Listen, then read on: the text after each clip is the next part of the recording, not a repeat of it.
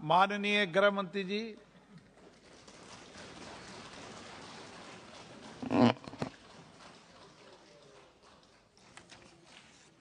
माननीय अध्यक्ष जी, कल से सदन एक गंभीर समस्या पर चर्चा कर रहा है। पक्ष और विपक्ष के कुल मिलाकर 53 सदस्यों ने इस विषय पर अपने अपने विचार, सुझाव, कुछ अवलोकन भी रखे हैं, कुछ जानकारियां भी दी है और कुछ ग्रीवेंसेस भी रखे हैं। मैंने कल रात को और आज सुबह सारी चीजों को ध्यान से देखा है। मैं सबसे पहले तो सदन के हरसिमरत बहन से शुरू कर पाटिल साहब तक जिन 53 सदस्यों ने अपने मूल्यवान विचार रखे हैं,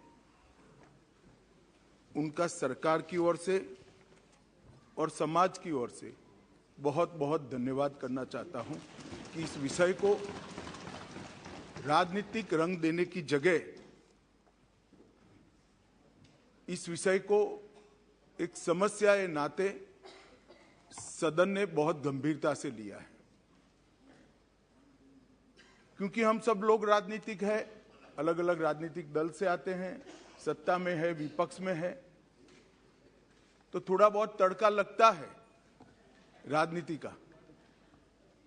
पर उसके तारतम्य को अगर निकाले चर्चा के, तो यहां के हो या वहां के, सभी सदस्यों ने इस बात को स्वीकारा है कि गंभीर समस्या है, हमारी नस्लों को बर्बाद करने वाली समस्या है और अब आगे जाकर ये कारोबार से जो मुनाफा होता है वो आतंकवाद के वित्त पोषण के लिए भी उपयोग में आता है। इसके गंभीर प्रकार के साक्ष्य और सूचनाएं भी तंत्र के पास उपलब्ध हुई हैं। मैं सबसे पहले देश के गृह मंत्री के नाते नरेंद्र मोदी सरकार का संकल्प इस गृह के अंदर दोहराना चाहता हूं। आजादी के अमृत महोत्सव के वर्ष में मोदी जी ने नशा मुक्त भारत का संकल्प समग्र देश के सामने रखा है और जब से सरकार बनी तब से गंभीरतापूर्वक इस दिशा में ढेर सारी कार्यवाही भी हुई। मैं सदन को फिर से एक बार आश्वस्त करना चाहता हूं कि नरेंद्र मोदी सरकार की ड्रग के कारोबार पर और उसके मुनाफे से आतंकवाद के वित्त पोषण पर जीरो टॉलरेंस की नीति है और हम सख्ताई से इसको जीरो तक ले जाने के लिए हम प्रयास कर रहे हैं। मान्यवर, ड्रग का प्रचार प्रसार न केवल हमारी आने वाली नस्लों को खोखला करता है, लाखों लाखों परिवारों को बर्बाद करता है और कई प्रकार के सामाजिक दूषण भी, कानून और व्यवस्था से जुड़े हुए भी इससे खड़े होते हैं। आगे मैंने कहा, ऐसे आतंकवाद के वित्त पोषण के लिए भी इसके मुनाफे का जो देश भारत में आतंकवाद को बढ़ाना चाहते हैं, समर्थन देना चाहते हैं, वो इसका उपयोग करते हैं और देश के अर्थतंत्र के अंदर ये डर्टी मनी की प्रेजेंस देश के अर्थतंत्र को भी खोखला करती है। इसलिए जो नरेंद्र मोदी जी ने देश के सम्मानीय प्रधानमंत्री जी ने गृह विभाग के सामने एक लक्ष्य रखा है, नशा मुक्त भारत का। मैं निश्चित रूप से इस सदन को आश्वासन देना चाहता हूं, आश्वस्त करना चाहता हूं कि लक्ष्य की पूरी परिपूर्ति के लिए हमारी ओर से कोई कसर नहीं छोड़ी जाएगी। मान्यवर, ये लड़ाई न केंद्र की है, न राज्य की है, न कोई एक विभाग की है। केंद्र सरकार और सभी राज्य सरकार और केंद्र शासित प्रदेशों ने मिलकर ये लड़ाई लड़नी पड़ेगी, क्योंकि इसका परिणाम लाना है तो बहुआयामी लड़ाई लड़े बगैर ये परिणाम नहीं आ सकता है। बॉर्डरों को से भी ड्रग की एंट्री को रोकना पड़ेगा। एयरपोर्ट और बंदरगाहों से भी ड्रग की एंट्री को रोकना पड़ेगा। रेवेन्यू डिपार्टमेंट ने भी सतर्कता के साथ इन टोटो जो योजना बनी है इसका एक हिस्सा बनकर एग्रेसिवली काम करना पड़ेगा। नारकोटिक्स कंट्रोल ब्यूरो और राज्य की एंटी नारकोटिक्स सारी एजेंसियों ने भी एक पेज पर रहकर काम करना पड़ेगा। इसके साथ साथ पुनर्वसन और व्यसन मुक्ति के लिए समाज कल्याण विभाग और हेल्थ डिपार्टमेंट ने भी साथ में रहना पड़ेगा। इसके सभी आयामों को अगर हम एड्रेस करते हैं और सभी आयामों को ये लड़ाई के अंदर एक समान तीव्रता से जोड़ते हैं, तभी जाकर हमारा ड्रग फ्री इंडिया का स्वप्न साकार हो सकता है। मान्यवर, ये बहुत महत्वपूर्ण बात है कि लड़ाई केंद्र सरकार और राज्य सरकारों ने मिलकर लड़नी है। हमारे संघीय ढांचे में राज्य सरकारें कई सारी पार्टियों की होती है, कई बार केंद्र में भी मिली जुली सरकारें आती हैं, परंतु मैं आज ये बात सदन के सामने स्वीकार करना चाहता हूं कि जहां तक ड्रग के खिलाफ लड़ाई का सवाल है, देश की सभी राज्य सरकारों ने केंद्र सरकार के साथ कंधे से कंधा मिलाकर ये लड़ाई को गंभीरता के साथ लड़ा है। और जो भी योजनाएं गई, जो भी सूचनाएं गई, उसका इरिस्पेक्टिव ऑफ पार्टी पॉलिटिक्स और irrespective of party in power सभी राज्यों ने बहुत अच्छे ढंग से अमल भी किया है। इसलिए कम से कम एक मुद्दा ऐसा है जिसमें तरीकों में थोड़ा बहुत बदलाव राज्य की जियोग्राफिकल सिचुएशन और आर्थिक व्यापार करने की पद्धति को लेकर हो सकता है, तरीकों में बदलाव, परंतु इसमें कोई मतभेद नहीं है, सब एक पेज पर है। मान्यवर, जहां तक बॉर्डर के राज्य हैं, कल सभी बॉर्डर के राज्यों के सदस्यों ने गंभीरता से विषय रखा है। मैं स्पष्ट कर देना चाहता हूं कि बॉर्डर से ट्रेड का सवाल है। पाकिस्तान के साथ अभी कोई ट्रेड हमारा बॉर्डर से नहीं होता है, इससे ड्रग आने का सवाल नहीं है, परंतु इससे हमारी दिक्कतें समाप्त नहीं होती। ड्रोन से आता है, तस्करी से आता है, सुरंगें बनाकर भेज देते हैं, बंदरगाहों के माध्यम से आता है, एयरपोर्ट से माध्यम से आता है। तो व्यापार बंद करने से इस समस्या का समाधान नहीं आया है। समस्या को जहां जहां पर वो लोग अपना नया तरीका ढूंढते हैं, उसको हमें नसीहत करना पड़ेगा, समाप्त करना पड़ेगा। मान्यवर, एक बहुत सारे सदस्यों का सुझाव आया, हो गया भैया, आगे मेरा पूरा भाषण समाप्त होने के बाद आप कुछ कह सकते हैं। मान्यवर, जहां तक कानून का सवाल है, ढेर सारे लोगों ने कहा, दादा ने कहा कि इसमें फांसी की सजा होनी चाहिए या नहीं होनी चाहिए। किसी ने कहा कि इसको कठोर बनाना चाहिए।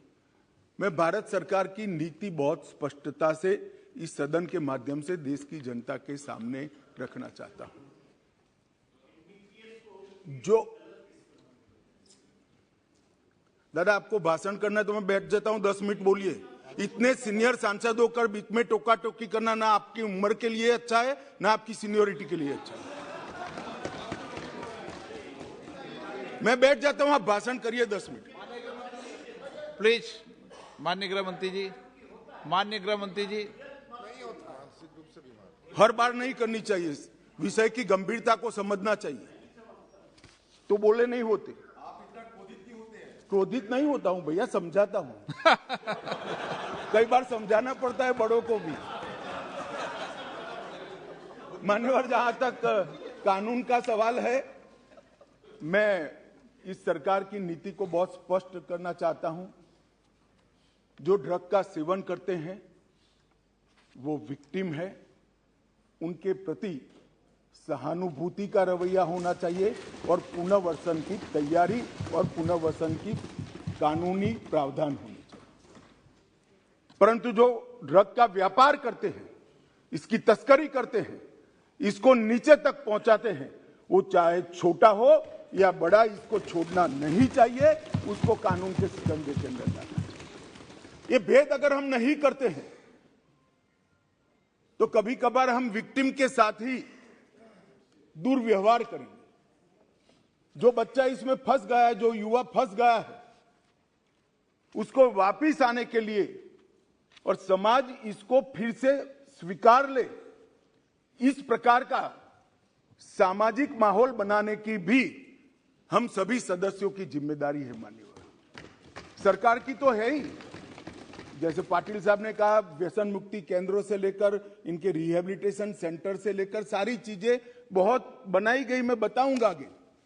परंतु एक सामाजिक वातावरण भी हमने तैयार करना पड़ेगा कि जिसने ड्रग ले लिया वो खराब है, ऐसा नहीं है।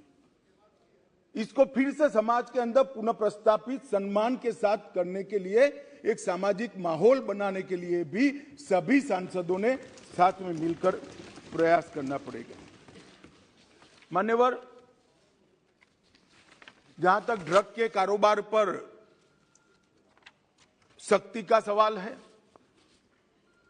भारत सरकार ने विगत 3 सालों से ढेर सारे व्यवस्थाएं की हैं। सबसे बड़ा बदलाव हमने किया है, जैसे गृह मंत्रियों के सम्मेलन में भी मैंने आग्रह से किया था, इसके बाद सभी गृह मंत्रियों और डीजीपी के साथ वीडियो कॉन्फ्रेंस कर भी मैंने कहा था, किसी भी इन्वेस्टिगेशन को हम आइसोलेशन में नहीं देख सकते। ड्रग की किसी भी जब्ती को हम आइसोलेशन में नहीं देख सकते। एक जगह ड्रग की छोटी सी पुड़िया भी मिलती है तो वो इन्वेस्टिगेशन को, ये ड्रग कहां से आई, वो सरहद तक ले जाना पड़ेगा, तभी जाकर पूरा नेटवर्क ध्वस्त होगा। और अगर किसी बंदरगाह पर, एयरपोर्ट पर ड्रग पकड़ा गया तो वो ड्रग छोटे सी छोटी पान की दुकान पर कैसे जाना था, वो पूरे नेटवर्क का अगर हम जांच करते हैं तभी जाकर ये समस्या का समाधान होगा। मैंने सभी गृह मंत्रियों को यह भी कहा है, उसमें राज्य की भी सीमाएं आती है, कई बार अंतरराज्य अंतरदेशीय सीमाएं भी आती हैं, अंतरराज्य की सीमा भी आती हैं, सीमा के पार भी इसका इन्वेस्टिगेशन करना पड़ता है। उस वक्त एनसीबी और एनआईए 2 ऐसी एजेंसियां हैं जो एनसीबी पूरे देश भर में जांच कर सकती है और एनआईए विदेश में जाकर भी जांच कर सकती है। इसीलिए जब एनआईए का कानून हम लेकर आए तब उसमें ड्रग के कारोबार को हमने डाल दिया था।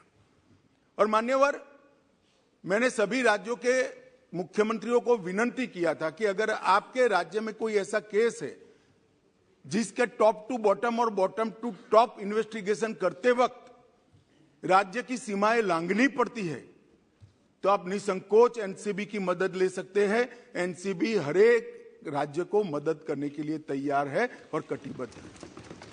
और अगर वो इन्वेस्टिगेशन देश की सरहदों के बाहर जाता है तो आप वो इन्वेस्टिगेशन के लिए एनआईए की भी मदद ले सकते हैं। एनआईए आपकी मदद करने के लिए तत्पर है। और मुझे आनंद है मान्यवर, लगभग 42 इन्वेस्टिगेशन राज्यों ने एनसीबी या एनआईए को दिए हैं और सफलतापूर्वक पूरे नेटवर्क को ध्वस्त करने के लिए आज तीनों एजेंसियां, राज्य की, एनआईए और एनसीबी, आगे बढ़ रही है और इसके बहुत अच्छे परिणाम भी हमने मिले हैं। और राज्य के सहयोग से केंद्र का नारकोटिक्स के सामने लड़ने की गति भी दुगनी हुई है और उत्साह भी दुगना हुआ है। मान्यवर, एनसीबी और एनआईए को जो केस सौंपे गए, वो केसों को हमने राज्य की एजेंसियों को साथ में रखकर भी इन्वेस्टिगेट किया है। मान्यवर, अभी एक गोल्डन ट्रायंगल और गोल्डन क्रिसेंट का उल्लेख आया। मैं थोड़ा अप्रोच बदलने की बात करता हूं। एक गोल्डन ट्रायंगल जिसमें दक्षिण पूर्व एशिया के देश हैं, गोल्डन क्रिसेंट ईरान, अफगानिस्तान और पाकिस्तान है। ये ड्रग के व्यापारियों ने उसको गोल्डन ट्रायंगल और गोल्डन क्रिसेंट नाम दिया है। मैं जब भी बैठक में इन क्षेत्रों का उपयोग, शब्द प्रयोग करता हूं, तब डेथ ट्रायंगल और डेथ क्रिसेंट कर ही करता हूं। ये मौत का व्यापार करने वाले, हो सकता है वो गोल्डन ट्रायंगल हो नशे के कारोबारियों के लिए, हमारे लिए नहीं होना चाहिए। और ये हमारे अप्रोच के अंदर बदलाव समग्र दुनिया के सामने बहुत बड़ा संदेश भेजेगा। मान्यवर, नारकोटिक्स के खिलाफ भारत सरकार के गृह विभाग ने जो लड़ाई, भारत सरकार के वित्त विभाग ने जो लड़ाई छेड़ी है, और इसमें समाज कल्याण विभाग और स्वास्थ्य विभाग हमारी मदद में है, इसमें हमने जीरो टॉलरेंस की नीति अपनाई है। इसके 3 हिस्से हमने रखे हैं। संस्थागत संरचना की मजबूती, जो इंस्टीट्यूशंस हैं इसको स्ट्रॉन्च करना, जवाबदेह करना और सतत मॉनिटरिंग से उसको अलर्ट रखना। सभी नार्को एजेंसियों का, जिसमें स्टेट की नार्को एजेंसी भी आती है मान्यवर, और केंद्र की भी सभी डिपार्टमेंट आते हैं, उनका सशक्तिकरण और समन्वय, उनको एम्पावर करना और सबके बीच में कोऑर्डिनेशन बनाना, और एक विस्तृत अभियान जागरूकता और पुनर्वसन के लिए हाथ में लेना। ये 3 विभागों में ये लड़ाई की संरचना गृह विभाग ने की है, क्योंकि मान्यवर ये सीमा रहित अपराध है। ये अपराध की कोई सीमा ही नहीं है। कहीं से बैठकर कोई इसका व्यापार कर रहा है और बच्चे हमारे फंस रहे हैं, नस्लें हमारी बर्बाद हो रही। तो जब तक कोऑपरेशन, कोऑर्डिनेशन और कोलैबोरेशन नहीं होता है, हम इस लड़ाई को जीत नहीं सकते हैं। तो 3 स्तर पर, त्रिसूत्रीय फॉर्मूला पर हम आगे बढ़े हैं और ये तीनों सूत्रों पर होल ऑफ गवर्नमेंट अप्रोच से आगे बढ़े हैं। ये किसी एक डिपार्टमेंट की लड़ाई नहीं है, किसी एक सरकार की नहीं है। राज्य सरकार हो या केंद्र सरकार, उसके सभी डिपार्टमेंट ने साथ मिलकर और देश की सभी सरकारों ने साथ में मिलकर ये लड़ाई को लड़नी है। मान्यवर, हमने जो प्रमुख इनिशिएटिव लिए हैं, इसमें संस्थागत संरचना की मजबूती के लिए मैं बात करना चाहूंगा। 2019 में हमने 4 स्तरीय एनकोड की स्थापना की है। एक शीर्ष स्तरीय एनकोड है, इसके बाद में एग्जीक्यूटिव कार्यकारी स्तर पर एनकोड समिति है, उसके बाद में राज्य स्तरीय एनकोड समिति बनी है और इसके बाद में जिला स्तरीय एनकोड समिति बनी है। तो जिला से लेकर केंद्र तक ये एनकोड समितियों के माध्यम से एक समन्वय स्थापित किया है और केंद्र में भी नीति निर्धारण करने वाले लोग और एग्जीक्यूशन करने वाले लोग, इसके लिए भी शीर्ष स्तरीय कमेटी और कार्यकारी समिति, इस प्रकार के 2 हिस्से हमने किए हैं। अभी 5वीं शीर्ष स्तरीय एनकोड कमेटी की बैठक हुई थी, मैंने ही इसकी अध्यक्षता की थी और ढेर सारे फैसले हमने लेकर नीचे राज्यों को पहुंचाए हैं। अब वो जिले तक परकोलेट हो गए। मगर इस स्तर पर मैं सभी राज्य के मुख्यमंत्रियों को भी सदन के माध्यम से निवेदन करना चाहता हूं। ढेर सारे राज्यों ने लगभग 100% राज्यों ने राज्य स्तरीय एनकोड समिति बना ली है। इसकी मीटिंग्स भी होती है, इसकी मिनट्स भी आती है और वहां पर केंद्रीय एजेंसियों के प्रतिनिधियों को बिठाते भी है, चर्चा भी करते हैं। परंतु सबसे महत्वपूर्ण जो है, जिला स्तरीय संरचना का डिस्ट्रिक्ट लेवल पर जब तक डीसीपी और कलेक्टर इकट्ठा बैठकर, समाज कल्याण अधिकारी इकट्ठे बैठकर और हेल्थ डिपार्टमेंट का बंदा इकट्ठा बैठकर जिला स्तर पर इसकी मीमांसा नहीं करेंगे, ये हमारी लड़ाई सफल नहीं होने वाली।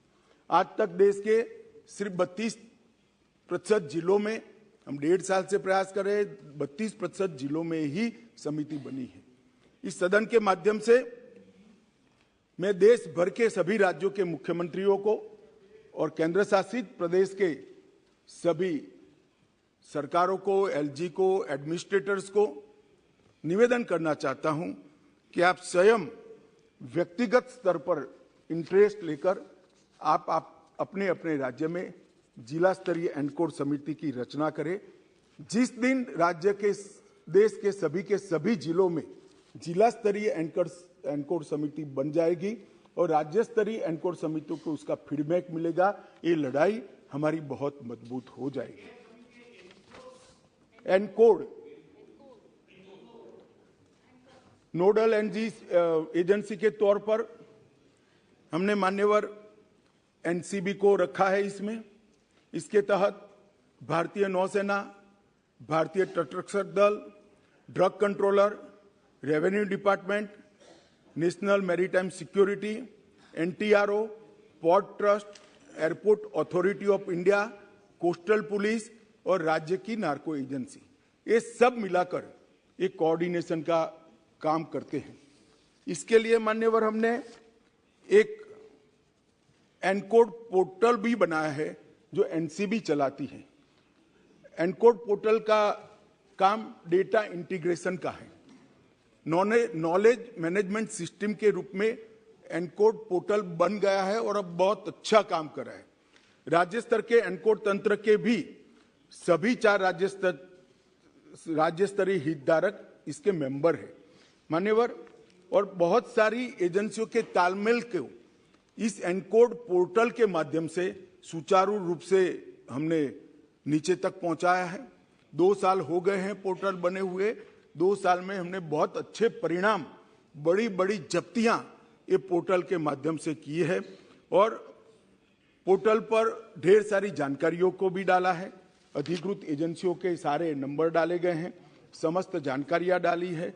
भारत सरकार ने किए हुए सारे एमओयू डाले हैं, द्विपक्षीय समझौतों को डाला है।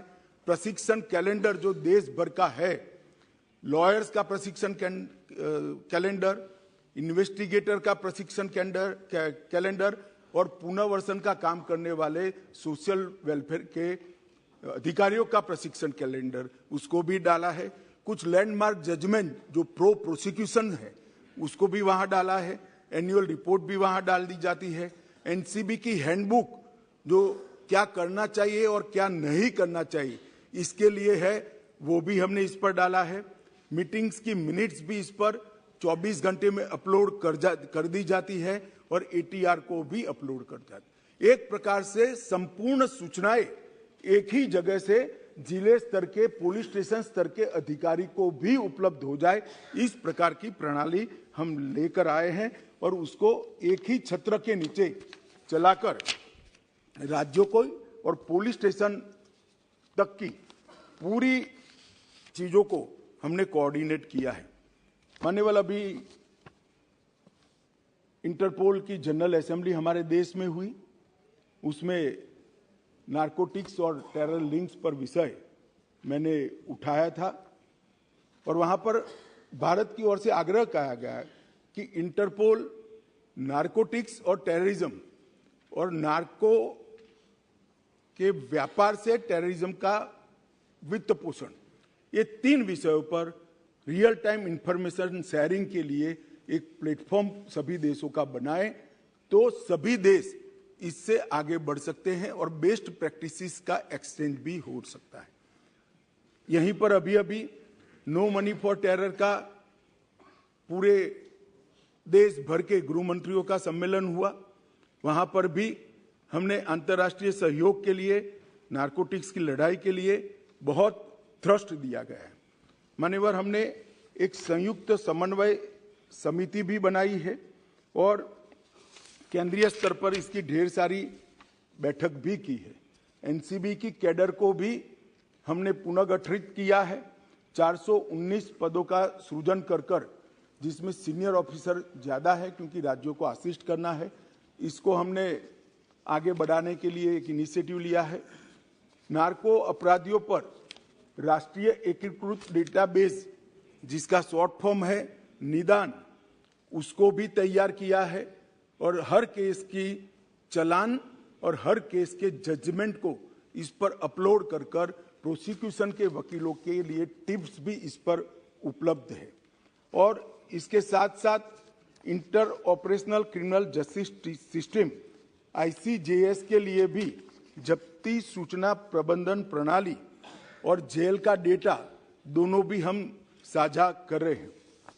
मान्यवर, ड्रग नेटवर्क के चार्ट को भी हमने मैपिंग कर लिया है और पूरे राज्यों में ड्रग आने का रास्ता कौन सा है और उसके नेटवर्क की संभावनाएं क्या है, उसको भी 472 जिलों में हमने मैप कर राज्यों को भेज दिया है। बहुत बड़ी एक्सरसाइज। 2 साल तक भारत सरकार के सभी अधिकारियों ने 472 जिलों का मैपिंग किया है।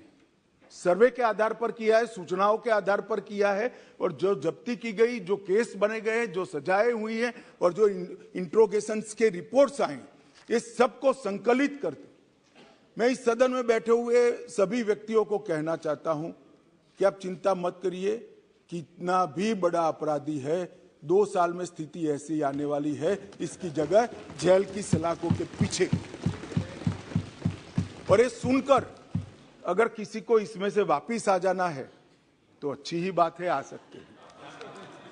मान्यवर, NDPS के तहत हमने सीमा सुरक्षा बल, SSB, असम राइफल, ये तीनों को केस करने के अधिकार दे दिए गए हैं।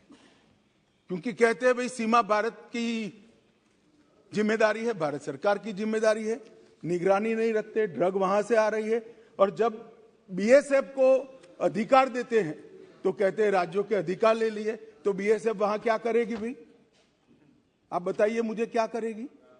मान्यवर, ये ऐसा मसला नहीं है। और BSF कौन सी फॉरेन एजेंसी है? हमारे देश के दुश्मन ड्रग भेज रहे हैं, BSF वाले पकड़ेंगे, केस करने का अधिकार नहीं है। SSB वाले पकड़ेंगे, केस करने का अधिकार नहीं है। क्या करेंगे निहत्था बैठकर? जो लोग इसको पॉलिटिकल इश्यू बना रहे हैं वो ड्रग के कारोबार का समर्थन कर रहे हैं। एजेंसियां निहत्थी होकर काम नहीं कर सकती। मान्यवर, एजेंसियों को अधिकार देना पड़ेगा और मेरा स्पष्ट मानना है कि एजेंसियों को अधिकार देना चाहिए। हमारी एजेंसियों पर, देश की एजेंसियों पर, देश का संसद को अगर भरोसा नहीं है तो किस हिम्मत से वो काम करेंगे? मान्यवर, इसी तरह से भारतीय तटरक्षक और सारे जो कोस्टल पुलिस स्टेशन बने हैं राज्यों के, उसको भी अधिकार दिया है। रेलवे प्रोटेक्शन फोर्स को भी हमने अधिकार दिया है। और NIA को दुनिया भर में अगर हमारे देश में ड्रग के कारोबार से जुड़ी हुई कोई भी इन्वेस्टिगेशन करनी है तो आज NIA दुनिया भर के देशों में जाने के लिए इसी संसद ने उसको सशक्त किया है, अधिकार दिया है और एम्पावर किया है। मान्यवर, फाइनेंशियल इन्वेस्टिगेशन के लिए भी हमने ढेर सारे एक्सपर्ट्स हायर किए हैं। वित्तीय दस्तावेजों के विश्लेषण और उस पर से तारण निकालने के लिए ढेर सारी एक्सपर्ट्स की टीम भारत सरकार के गृह विभाग ने हायर की है। रेवेन्यू डिपार्टमेंट ने कई ऐसे सारे सॉफ्टवेयर बनाए हैं जिससे सॉफ्टवेयर के आधार पर ही इसको पकड़ा जा सके। और अभी अभी जो जिक्र करते थे कि गुजरात की बंदरगाह से 3000 किलो नशा पकड़ा गया, जो आज तक का सबसे बड़ा कैच है, वो वो कस्टम के सॉफ्टवेयर एनालिसिस के आधार पर ही पकड़ा गया। और मान्यवर, अभी कुछ सदस्य पढ़ रहे थे, मैं इस पर कोई टिप्पणी करना नहीं चाहता, सिर्फ एक दृष्टिकोण के बदलाव की विनती करना चाहता हूं। किस राज्य में से सबसे ज्यादा ड्रग्स पकड़े गए, उसका मतलब हम ये ना निकाले कि वो राज्यों में सबसे ज्यादा ड्रग है। इसका मतलब ये है कि वो राज्य सबसे ज्यादा काम करता है और पकड़ता है। अगर पकड़ते ही नहीं है तो कुछ नहीं पकड़ा जाएगा, तो फिर पंजाब में ड्रग ही नहीं है। अगर पकड़ना नहीं है तो आंकड़े अच्छे ही हो जाएंगे। मगर क्या इस शुतुरमुर्ग नीति से हम देश को बचा सकते हैं? नहीं बचा सकते। हमारा मुंह मिट्टी में डालने से आंधी नहीं चली जाती मान्यवर, आंधी को फेस करना पड़ता है, सीने पे झेलना पड़ता है। बैठ जाओ, बैठ जाओ, बैठ जाओ, बैठ जाओ, बैठ जाओ, बैठ जाओ।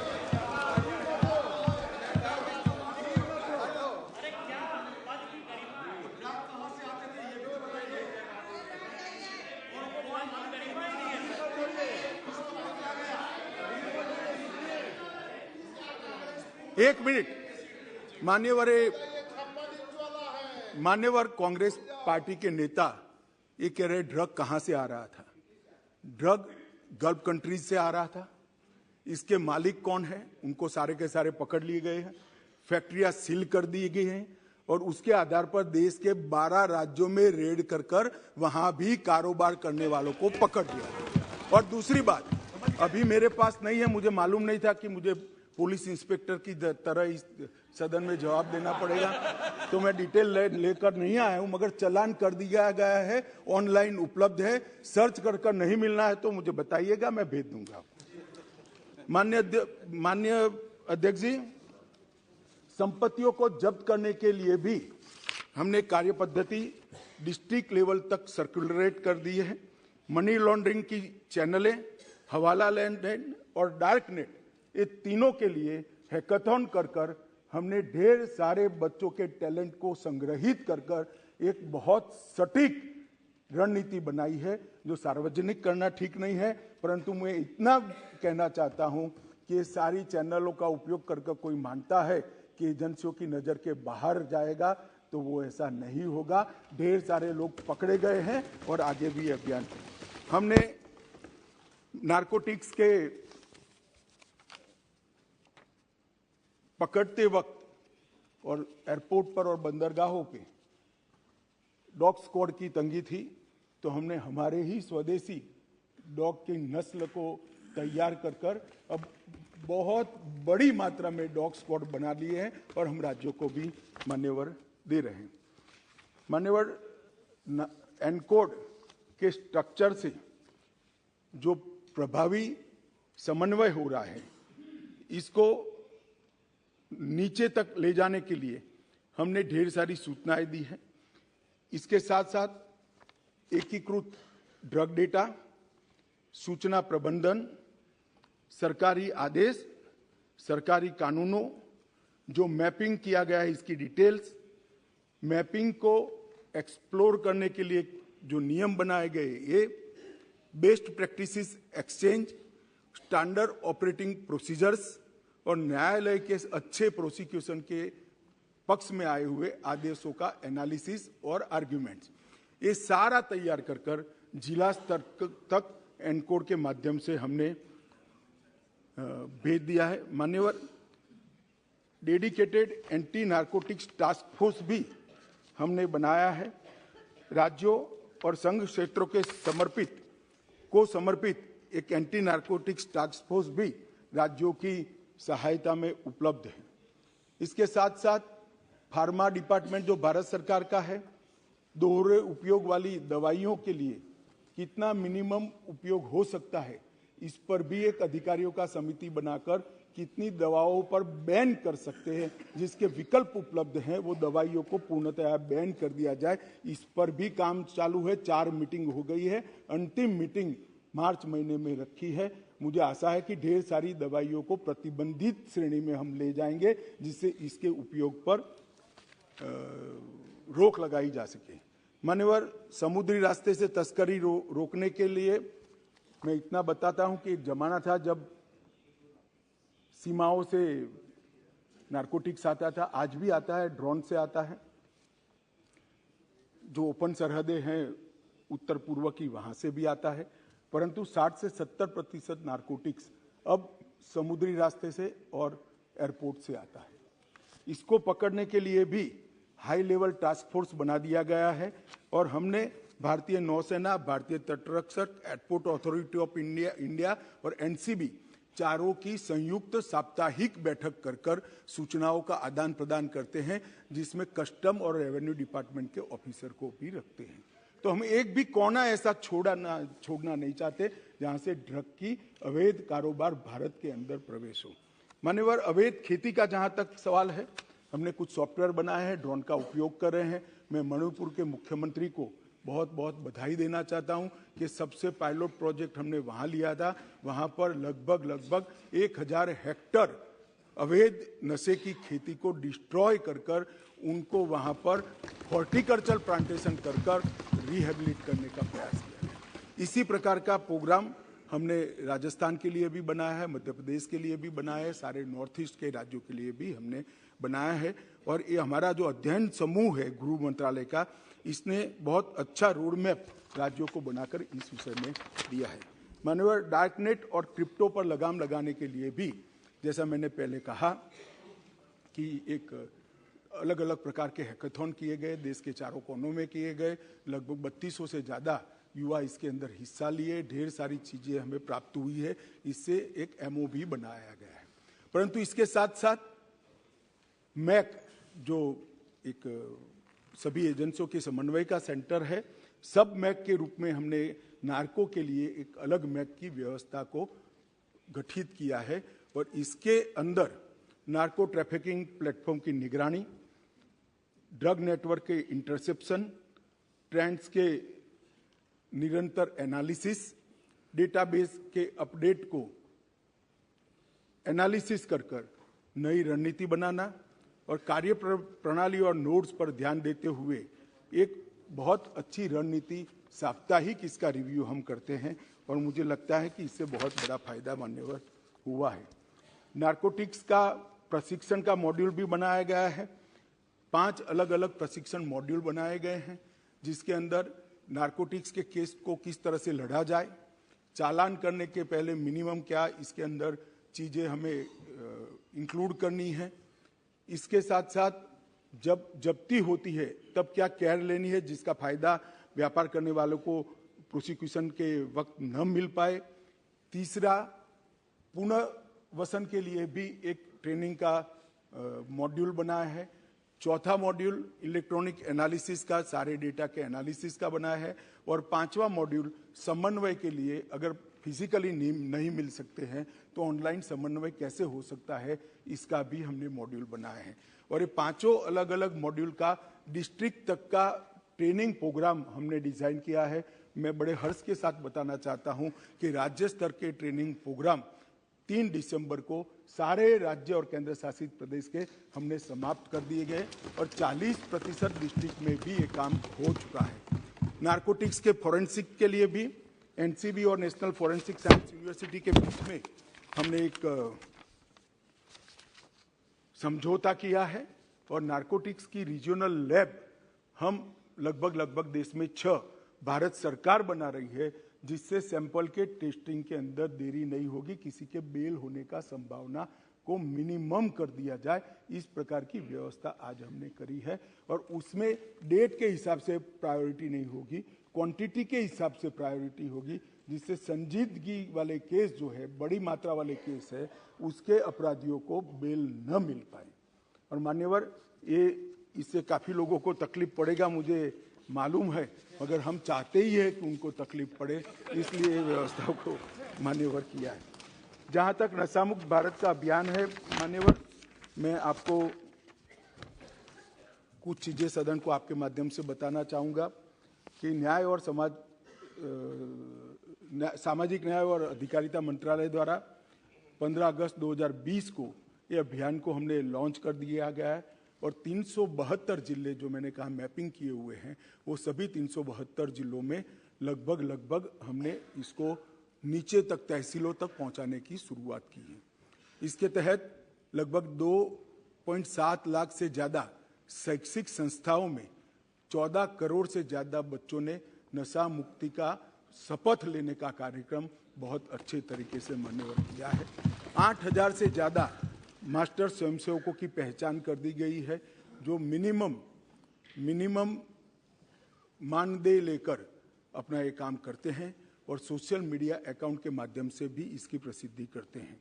नशा मुक्ति की राष्ट्रीय ऑनलाइन शपथ के माध्यम से लगभग 1 लाख शैक्षिक संस्थाओं को और इसके माध्यम से और युवाओं को इसके साथ जोड़ने का भी हम प्रयास कर रहे हैं। जो ऑनलाइन सफलता होगी, FCRA का जिक्र कर रहे थे, इसमें ढेर सारे NGO भी जुड़े हैं, मगर ये NGO ऐसे हैं जो भारत के समाज को स्वस्थ करना चाहते हैं।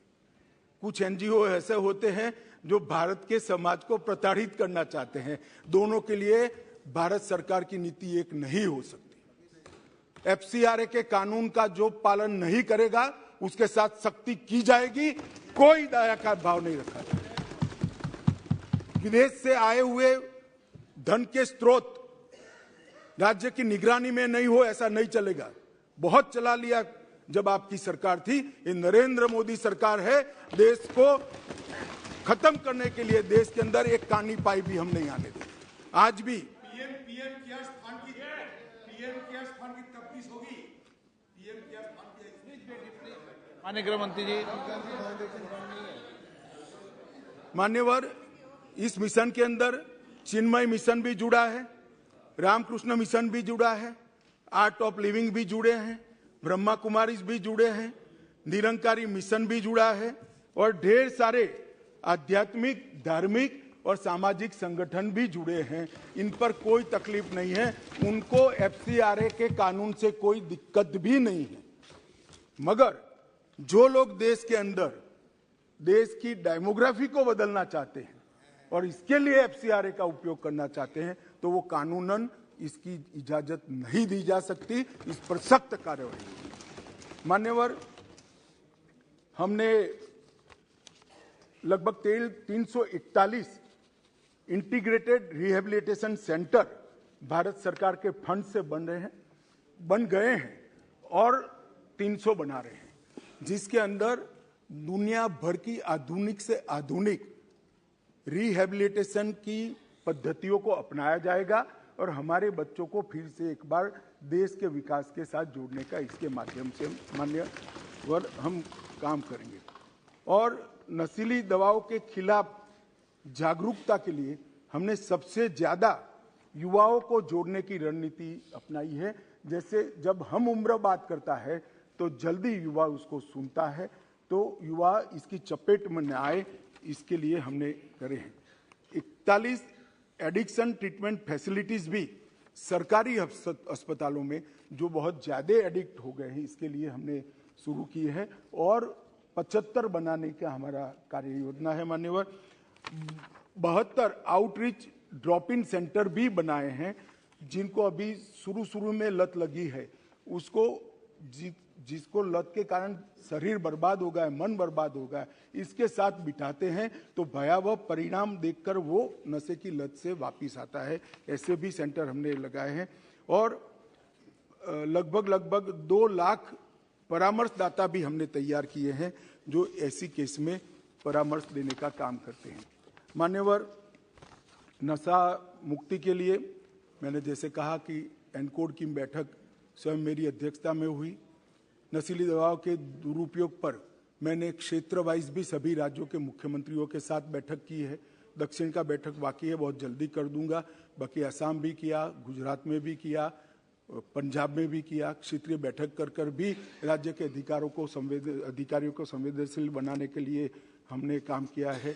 और मान्यवर, मैं इतना बताना चाहता हूं कि हमने 75 साल के मौके पर एक लक्ष्य लिया था कि हम 60 दिन के अंदर 75,000 किलो ड्रग को जलाएंगे। मुझे कहते हुए आनंद है, 60 दिन में 1,60,000 किलो से ज्यादा ड्रग को हमने जलाने का काम। और ये अभियान जो मैंने सारा बताया, उसको ऑल ओवर मॉनिटरिंग के लिए गृह मंत्रालय के अध्यक्षता में, गृह सचिव की अध्यक्षता में सामाजिक न्याय एवं अधिकारिता सचिव, रसायन और उर्वरक सचिव, स्वास्थ्य सचिव, फार्मा विभाग के सचिव, राजस्व विभाग के सचिव और पोर्ट डिपार्टमेंट और एयरपोर्ट अथॉरिटी के सचिव को इसके साथ एक कोऑर्डिनेशन कमेटी बनाई है जो हर 15 दिन में बैठकर इसकी मीमांसा करती है। मान्यवर, प्रयास तो करते हैं, योजनाएं भी बनती है, मगर कई बार प्रयास करते वो जमीन पर नहीं उतरते। मगर ये एक ऐसी सरकार है जो प्रयास करती है उसको लॉजिकल एंड तक लेकर जाती है। जब हम तय करते हैं कि देश के हर गांव में बिजली पहुंचेगी, तो 70 साल से जहां बिजली नहीं पहुंची, ऐसे 20,000 गांवों में 20 महीनों में हम बिजली पहुंचाते हैं। जब हम तय करते हैं कि हर घर में गैस का सिलेंडर पहुंचाएंगे, तो हम पहुंचाने में सफल होते हैं। और अब तय किया है मोदी जी ने कि जल से नल पहुंचाएंगे। मुझे भरोसा है जल से नल भी पहुंचेंगे। मान्यवर, हमने तय किया कि इस देश को नशे की लत से, इस देश की युवानी को हम बर्बाद नहीं होने देंगे। कोई कुछ भी मानता हो, इसके नतीजे मिल रहे हैं। मान्यवर, आंकड़े कभी झूठ नहीं होते हैं और आंकड़े प्रयासों की पुष्टि करते हैं। इसलिए मैं आंकड़े जरूर देना चाहता हूं। 2006 से 13 का और 2014 से 22 का। अब कोई सवाल ना पूछे 6 से 13 का क्यों लिया है, सब समझते हैं, यहां भी समझते हैं, वहां भी समझते हैं। मान्यवर, 2006 से 13 में 22,45,000 किलो ड्रग पकड़े गए। 22,45,000। 2014 से 22 में 62,60,000 किलो ड्रग पकड़े गए। मान्यवर, यूनिट्स में देखे तो 10 करोड़ यूनिट्स पकड़े गए और अब मोदी जी के शासन में 24 करोड़ यूनिट पकड़े गए। कीमत में लगभग 23,000 करोड़ की कीमत थी 2006 से 13 में। इतनी महंगाई वहां नहीं हुई है जिससे कीमत बढ़ जाए, मात्रा बढ़ी है 23,000 करोड़। और मान्यवर, अब 97,000 करोड़ के ड्रग को पकड़कर जला दिया गया, 5 गुना ज्यादा। मान्यवर, मामले 1,45,062 रजिस्टर हुए थे, इसमें 4,14,697 मामले थे और कुल गिरफ्तारी 1,62,908 हुई थी और यहां पर 5,23,234 हुई। पहले गंभीर प्रकार के केसों की क्वालिटी नहीं बनी थी। ड्रग के सेवन करने वाले का केस अलग होता है, ड्रग के खुदरा व्यापार करने का केस अलग होता है और ड्रग स्मगलिंग और ड्रग के डीलर का केस। हमने डीलर और स्मगलिंग के केस को गंभीर प्रकार के 13,000 केस मान्यवर डीलर और स्मगलिंग करने वालों के खिलाफ रजिस्टर हुए। ये बताता है कि हमारी दिशा सही है, परिणाम भी मिल रहे हैं।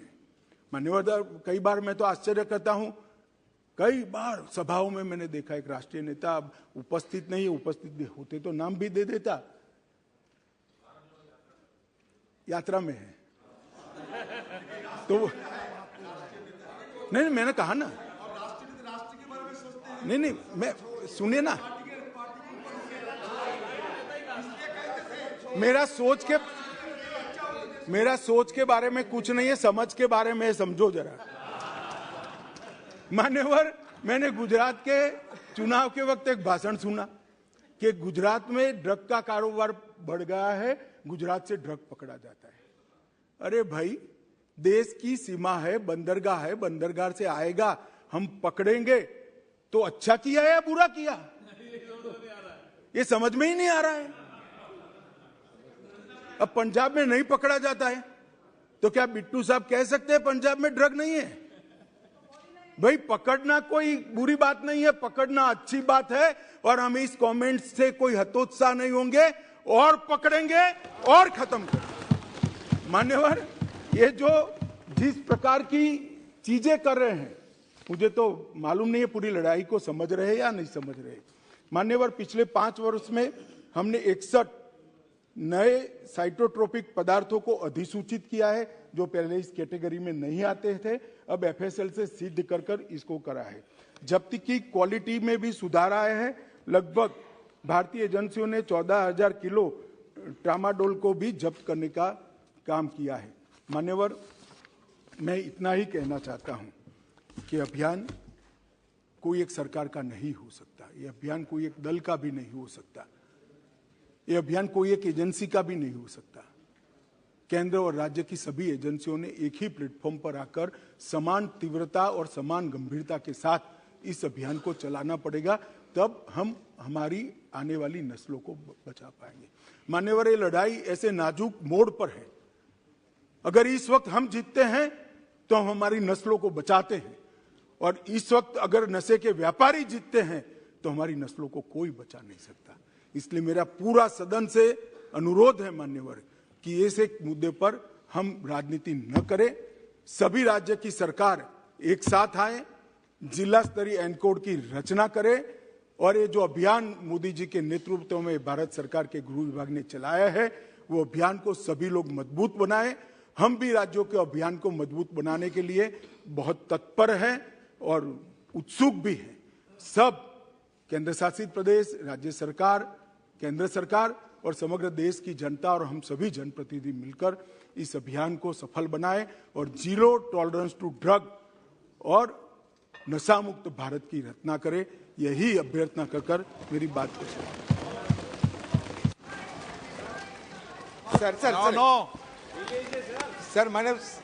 सर मैंने भाग नहीं लिया, 1 मिनट में सर समाप्त। जिन्होंने भाग लिया उनको गृह मंत्री जी आपने विस्तार से चर्चा की है, बहुत सारे मैडम बैठ जाइए, व्याख्या दिए हैं। माननीय सदस्य, एक मिनट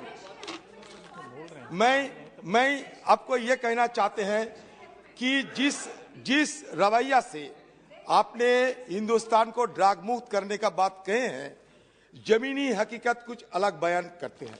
आपको जानकारी के लिए मैं ये दोहराना चाहते हैं कि supreme court ordered government survey from December 2022 reported that a staggering 3.1 crore number of cannabis users and 2.26 crore opiate users with around 25 and 77 lakh facing dependency on both substances respectively. एक number.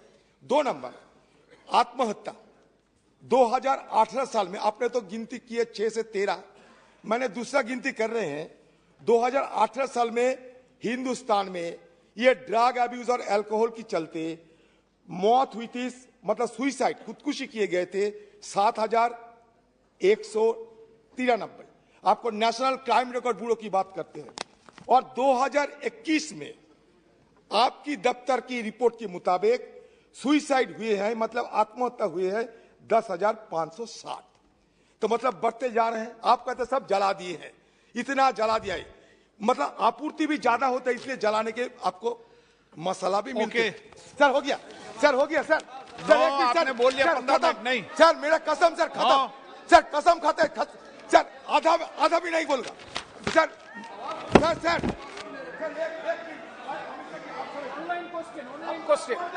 Online question. Sir, I would like to know from the Honorable Home Minister. Sir, narcotic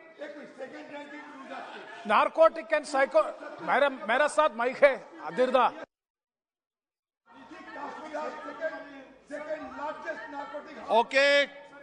okay, no, नहीं प्रेमचंद जी, आपको सबको नहीं, आपको 15 minute मौका दिया। माननीय सदस्य प्लीज, माननीय सदस्य बैठिए, माननीय सदस्य प्लीज। नहीं माननीय सदस्य, नहीं माननीय, कोई रिकॉर्ड में नहीं आ रहा, कोई रिकॉर्ड में नहीं आ रहा, बैठ जाइए आप। माननीय बोलना चाहते हैं? हाँ चलिए, अब 1 मिनट बैठिए, आप बैठिए।